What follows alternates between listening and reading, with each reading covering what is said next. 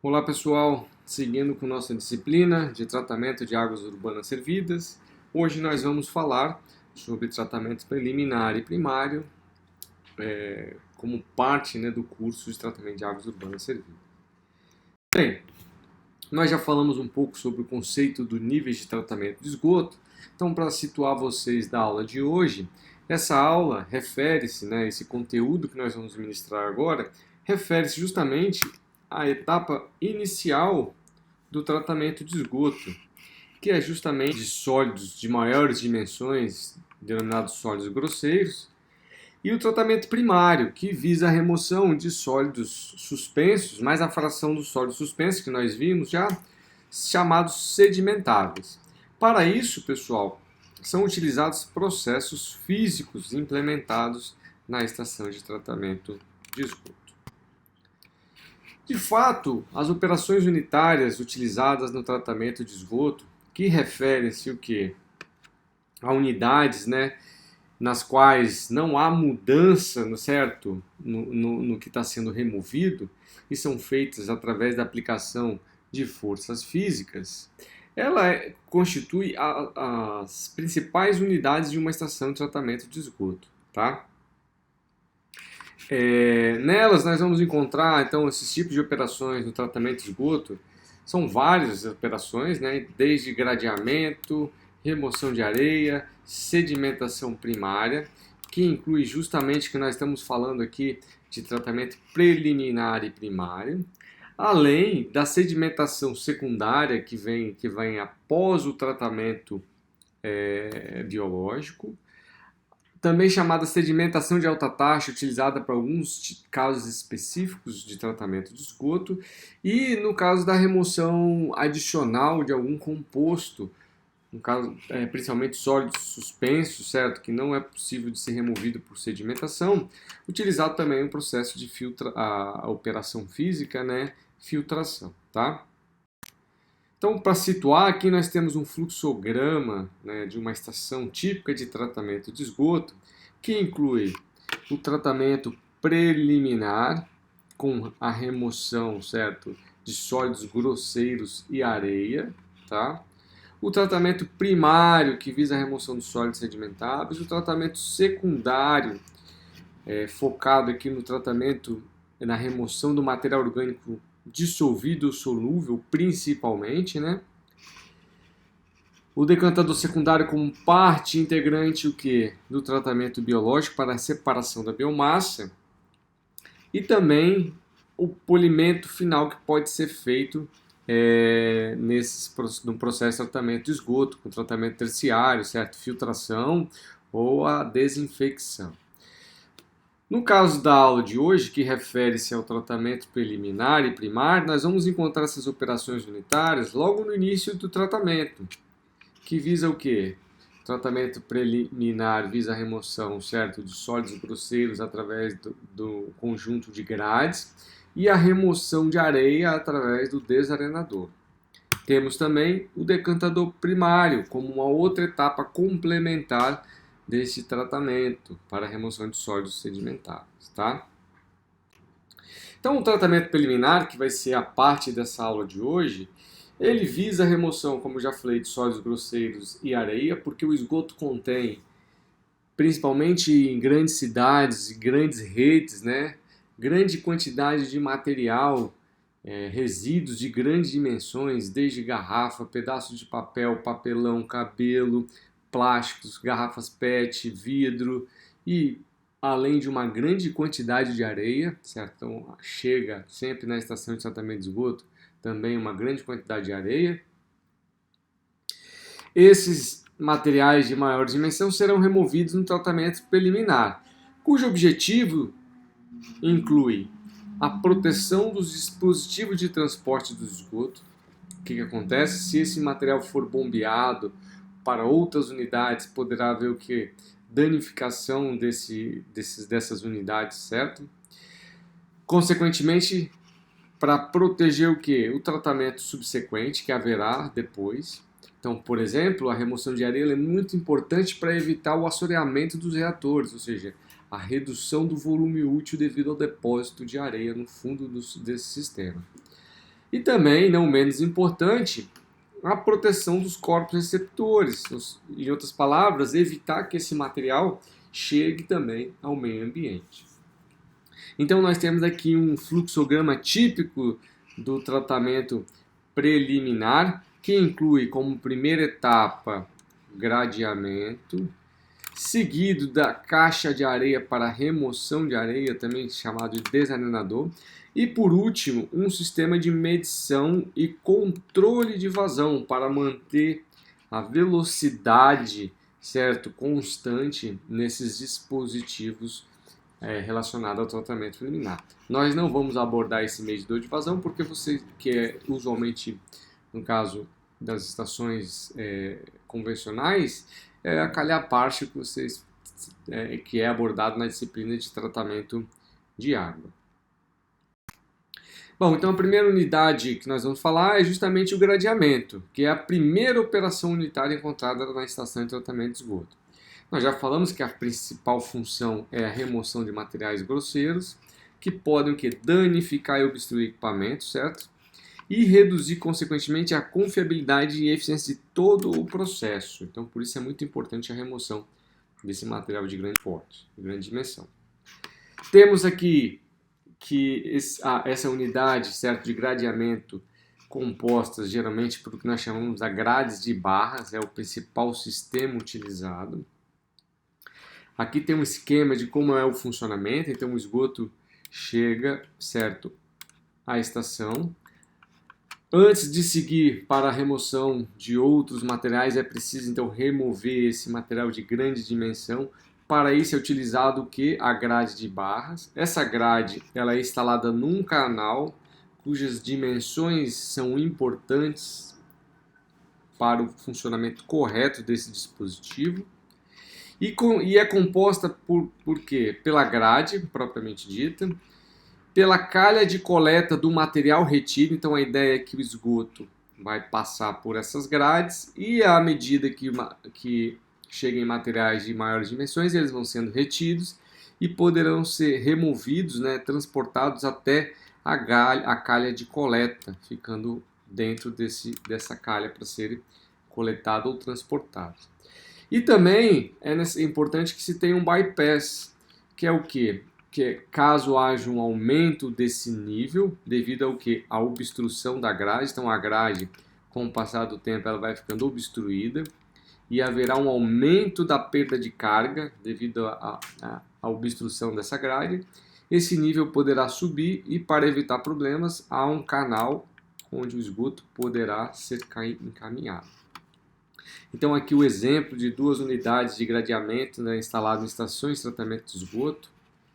Vejam vocês, então aqui mostrando justamente o funcionamento. O esgoto passa por essa grade e o material vai sendo retido. Vejam que ela é inclinada, certo? A inclinação ela é importante para o funcionamento correto do sistema de gradeamento. Temos então a classificação dessa grade colocada aí na NBR, 12.000 de 2009, de 12.209 de 2011, que é a principal norma sobre os projetos de tratamento de esgoto. Então esse material gradeado, pode ser feito por meio do uso de grades grossas que possuem abertura entre as barras de 40 a 100 milímetros, tá? De 4 a 10 centímetros, As grades médias possuem essa abertura variando de 20 a 40 milímetros e as grades finas, ou grades de pequenas aberturas, possuem uma abertura entre as grades menor do que 20 centímetros. Além disso, pessoal, essas grades podem ter operação manual. Isso só pode ser feito quando a vazão que chega à estação de tratamento de esgoto é menor do que 100 litros por segundo. E temos as grades mecanizadas, cuja limpeza é realizada de forma automática por acionamento de dispositivos mecânicos. Tá?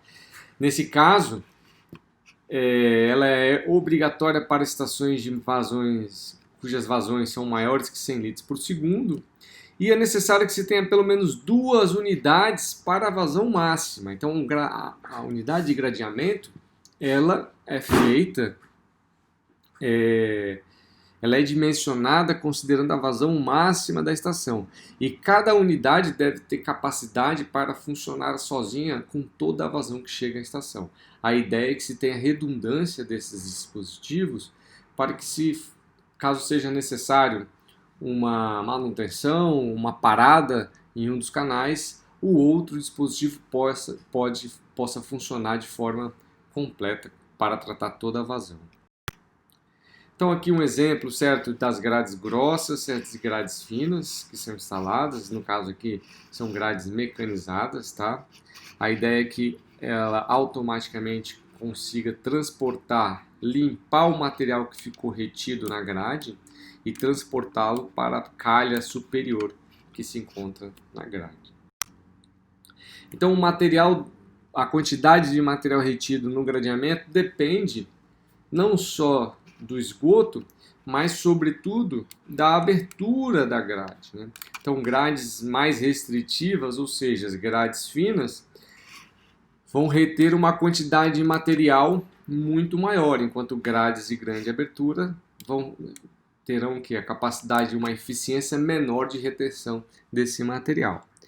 Essas grades são instaladas nas estações de tratamento em função da vazão, e que consequentemente está relacionado ao tamanho, né, do material que pode chegar. Vejam vocês que grandes estações com grandes redes e grandes unidades de bombeamento têm a capacidade de transportar materiais de maior dimensão.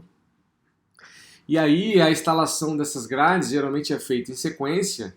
Muitas vezes é necessário que a estação tenha grade grossa, grade média, ou às vezes apenas grade média e grade fina. Isso depende da vazão a ser tratada. Então o funcionamento dessas grades, certo? Ela é basicamente regida pelas velocidades de escoamento entre as grades e antes de chegar à grade. Então basicamente, pessoal, todo o dimensionamento do sistema de gradeamento é feito em função das velocidades de aproximação, ou seja, a velocidade no canal de aproximação, que deve ser maior do que 0,4 metros por segundo. Então, antes de chegar à grade, a velocidade tem que ser maior do que 0,4 metros por segundo, usualmente 0,6 metros por segundo. Isso é feito para evitar a deposição ou a sedimentação da areia nesse canal. A ideia é que não é remover a areia, sim um material de grandes dimensões. E entre a grade, a velocidade não pode ser maior do que 1,2 metros por segundo. Usualmente adotada na faixa aí de 0,9 metros por segundo. A ideia é evitar que se tenha uma velocidade muito grande entre a grade e acabe essa velocidade levando material, né, que está retido e passando para as outras unidades. Tá? Também a inclinação. Então, as de limpeza manual tem que ter uma inclinação menor, as de limpeza mecanizada podem ter uma inclinação maior devido à maior capacidade de limpeza. E um parâmetro muito importante é a perda de carga, né? Que não pode ser superior, certo? No caso de limpeza manual a 0,15 e de limpeza mecanizada 0,10. Tá? A perda de carga vai ser basicamente a diferença de nível entre a altura a altura da coluna d'água antes da grade e após a grade. Então o dimensionamento é relativamente simples do sistema de gradeamento, e a primeira questão importante é que ele é feito em função da vazão máxima, né? Então o gradeamento ele é dimensionado em função da vazão máxima. Então aqui a gente tem um corte, né, desse canal que está instalada a grade, que é vista em planta. Então, o corte, né, e vista em planta do sistema de gradeamento. Então, o que nós vamos ter aqui? Primeiro ponto importante do dimensionamento desse sistema de gradeamento é a área útil desse sistema, que pode ser facilmente calculado em função da vazão máxima de esgoto dividido pela velocidade entre as barras, tá? Então aqui a gente está falando da área útil, que é o somatório das áreas das áreas relacionadas à abertura da grade, certo, pessoal? Temos também a eficiência da grade, que vai ser o quê? O espaçamento, né? O A, né? O espaçamento entre as grades, dividido por quem? Pelo espaçamento mais o que? A espessura das barras. E a área da seção onde a grade está instalada, que vai ser o quê? Chamado de S, né? A área útil dividido por quem? Pela eficiência desta grade. Além disso, um outro fator muito importante é a velocidade do canal de aproximação, VC, ou seja, antes de chegar à grade, que pode ser determinada pela vazão dividido por S, né? E o número de barras, que é quem? O número de barras NB seria o quê? B, que é a largura do canal da grade, menos A, que é justamente a espessura entre as barras, dividido por T, que é a espessura da barra, mais A, que é o espaçamento entre as barras. E por último, não menos importante, temos a perda de carga, que se pode ter o quê? Na grade, que é chamado de HL. Essa perda de carga vai ser o inverso do coeficiente de fricção, que para quando a barra está limpa, ou seja, não há material acumulado ainda, é de 0,7, certo? E quando a grade está suja, esse coeficiente é de 0,6. Vezes quem, pessoal? Vezes a velocidade entre as barras elevado ao quadrado, menos a velocidade no canal de aproximação ao quadrado, tudo isso dividido por 2 vezes a aceleração da gravidade. Então aqui tem um exercício, né, para vocês praticarem, que é o seguinte: determinar a área útil na seção da grade, a eficiência da grade, a seção no local da grade, velocidade de aproximação do canal, número de barras, a perda de carga através da grade, se a grade está limpa e se a grade está 50% bloqueada. Tá? Então aqui são as condições, os seguintes parâmetros, né? Então adotar que a vazão máxima de projeto é 0,30 metros cúbicos por segundo, velocidade entre as barras limpas 0,6, largura do canal 1, espaçamento entre as barras de 12 milímetros, barras do tipos retangulares, né? Coeficiente de fricção, grade limpa 0,7 e coeficiente de fricção da grade suja 0,6, tá? Então, condições de barra limpa está justamente expresso aqui, essa condição está expressa, né? Então, vocês podem ver aqui nessa ilustração, nesse esquema, como que isso aqui está colocado. Então a área máxima, a área útil, desculpa, da grade, nada mais é do que a vazão máxima dividido pela vazão, né, pela velocidade na abertura das grades, tá? Então seria 0,5 metros quadrados. A eficiência, que seria aí na faixa de 0,65. A seção no canal da grade, certo? Onde a grade está instalada, na faixa em torno de 0,77 metros quadrados. A velocidade de aproximação do canal, aproximadamente 0,39 metros por segundo. E o número de barras necessárias seria em torno de quantas barras? 53 barras para esta grade. A perda de carga quando a grade está limpa, substituindo na equação, seria em torno de 0,015.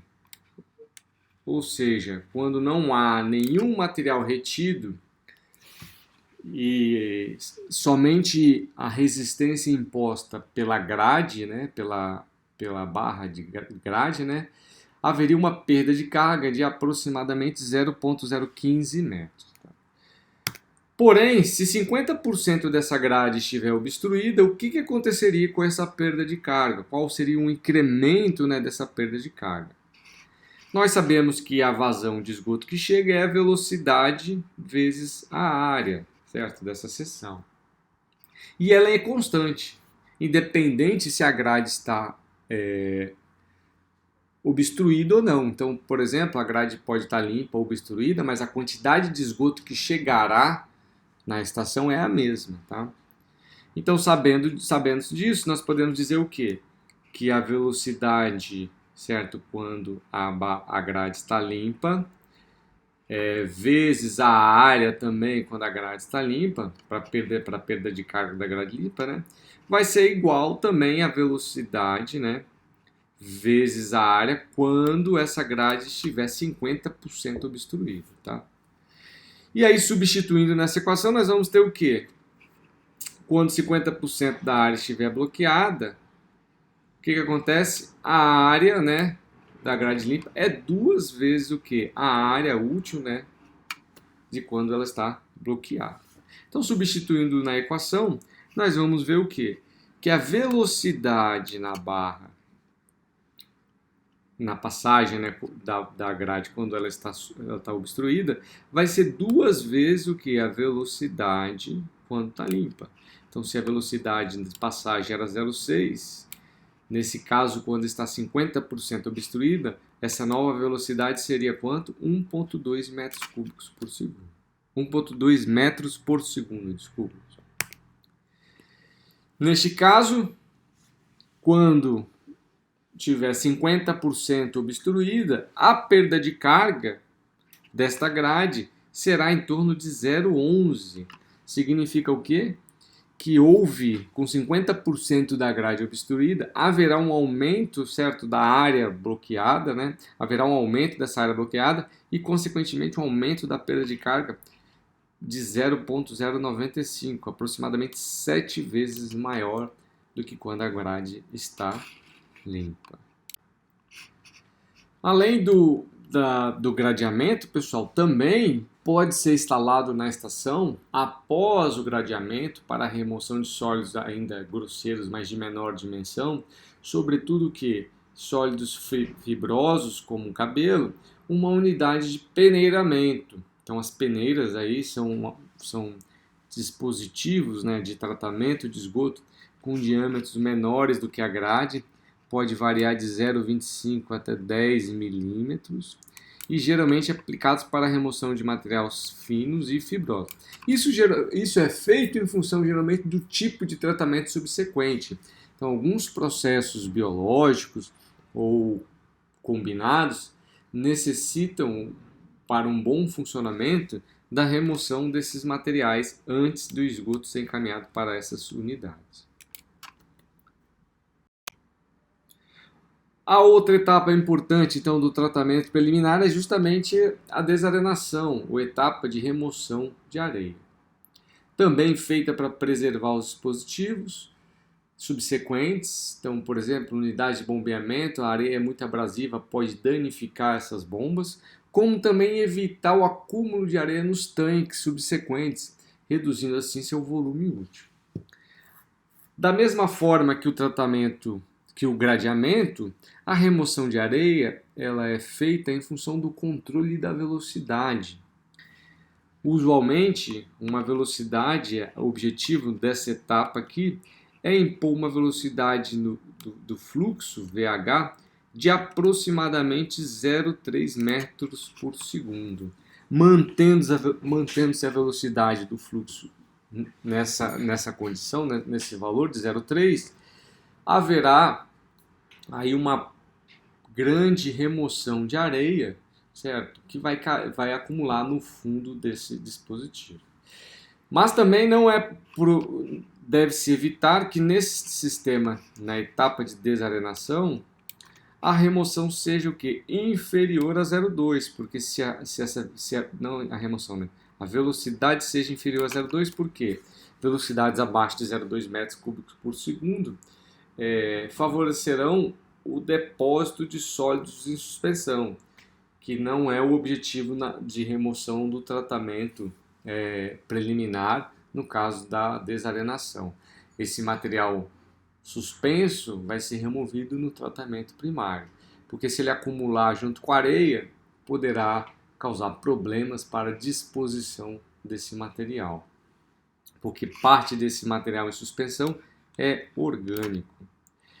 Da mesma forma que deve-se evitar velocidades superiores a 0,4 metros por segundo, porque nessa condição haveria o arraste de areia, e aí haveria uma redução menor da remoção, uma menor eficiência de remoção de areia nessa condição de escoamento. Bom, um detalhe é que a areia apresenta uma característica de sedimentação discreta.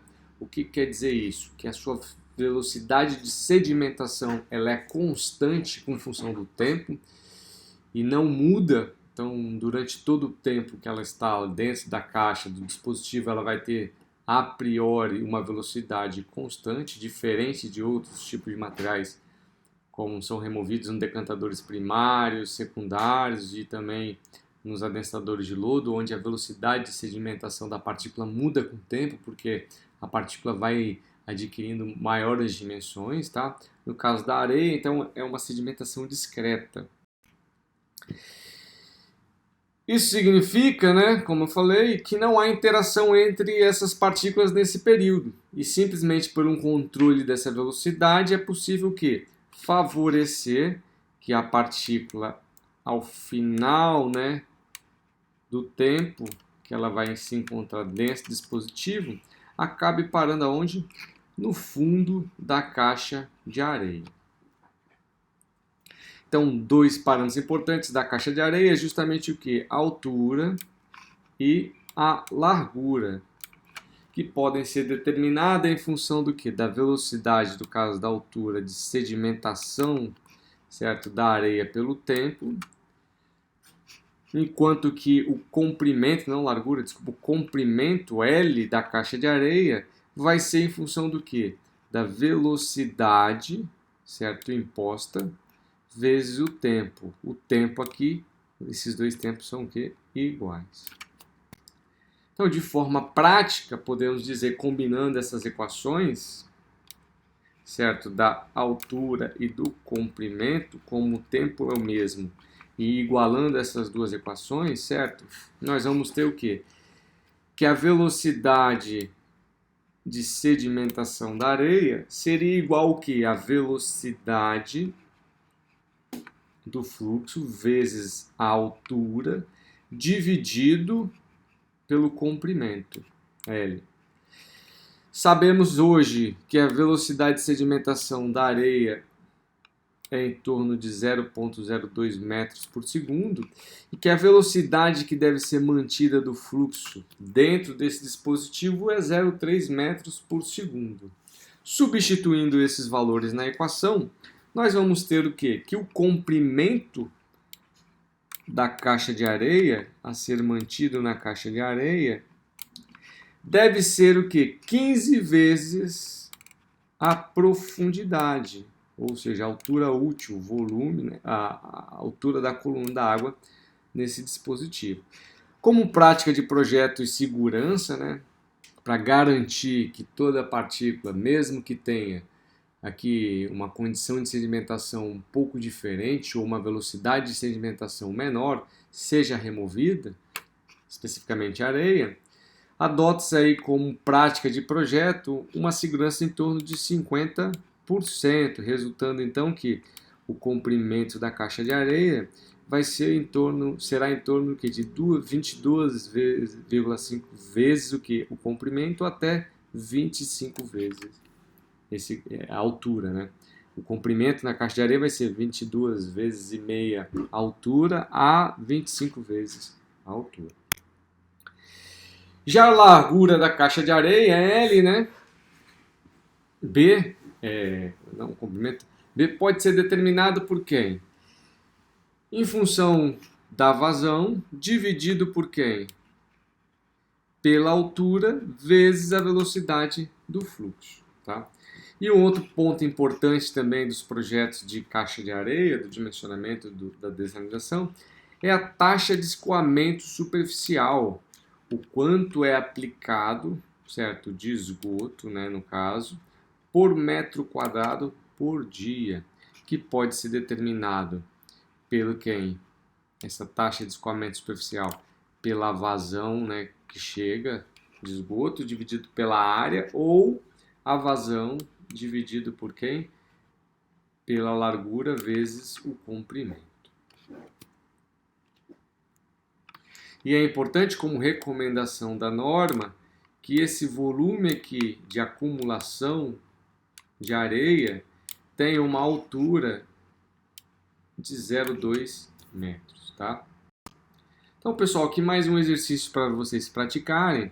A ideia é determinar o que? A seção transversal do desarenador, comprimento dessa unidade, né? A largura, a taxa de escoamento superficial e o volume de areia gerado por dia. Então, aqui temos algumas dessas condições impostas, tá? Então, aqui nós vamos ter que a área da seção transversal pode ser calculada facilmente o quê? Pela vazão máxima dividido por quem? Pela velocidade, tá? Do fluxo, né? O comprimento, nesse caso, seria o quê? 22,5 vezes a altura. Essa altura é importante que, na verdade, ela vem da calha partial adotada, tá? A largura do desarenador seria o quê? Essa área, certo, da seção transversal dividido pela profundidade. E a taxa de escoamento, como a gente falou, seria o quê? A vazão máxima dividido por L, que é o comprimento, vezes B, que é a largura, tá? Então teríamos aí em torno de 1.154 metros cúbicos por metro quadrado por dia. E o volume de areia gerado nada mais do que seria o quê? O XA, que é a quanto de areia, né, chega com o esgoto, de vezes quem? A vazão média, tá? Teríamos aí em torno de o quê? Um volume de em torno de 49 metros cúbicos de areia por dia, certo? Então fica aí para vocês praticarem esse exercício e consultar o material de leitura que está disponível, onde todas essas informações foram retiradas. É isso, pessoal. Aqui algumas referências.